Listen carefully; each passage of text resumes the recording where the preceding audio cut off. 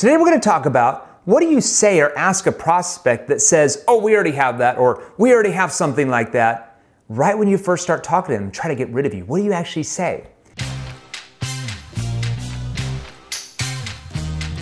All right, one thing we have to understand is that most of the time your prospect is just saying, we already have something like that, because it's a triggered reaction because of the way you came across in the first 5 to 10 seconds of that sales call or interaction you're having with them.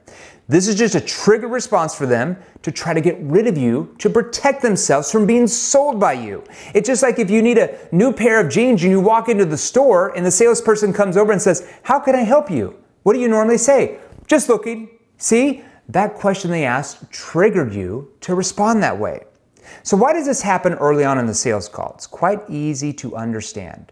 Realize this, according to behavioral science, within the first 7 to 12 seconds of any sales call or any sales interaction you are on with your prospects, they are subconsciously picking up verbal and nonverbal cues from your tonality and what you are saying and or asking that triggers their brain to do one of two things. Number one, if you come across aggressive, needy, and attached, and you don't know the right questions to ask, it actually triggers their brain to go into what we call fight or flight mode, where they try to get rid of you fast and say things like this, oh, I'm too busy, can you just call me back later? Or, oh, we don't need it, or we already have that, we're good, or we just don't have the money for that now, or I'm good, can you call me back maybe in a month or two down the road, maybe we'll listen then. Does that ever happen to any of you? Or number two, if you come across the right way, if you come across more neutral, you come across unbiased and detached, and you ask the right questions, it triggers their brain to become curious enough that they feel like they want to engage with you, that they want to open up to you, as you might have something that's very important to them. So if you do get this objection early in the call, all you simply do is you stay detached and you say something like this. You just fall on your sword.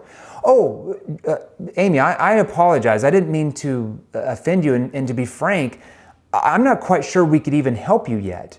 We'd have to know a little bit more about who you're using now and what type of XYZ you have with them, just to see if we can even help you in the first place. Would it be appropriate to have a discussion around this to see if we could do something for you? Now, what does that do when you say you're not even quite sure if you can even help them? It shows that you're unbiased, you're detached, you're not quite sure you can help them because you don't know much about their situation. You haven't asked enough questions. And that disarms your prospect and triggers them to be more open in having a conversation rather than just trying to shut you down to get rid of you. See how that works? Okay, we just went over how do you handle a prospect that says, we already have that, or we don't need that, when you first start talking to them. And that is your tip for the day.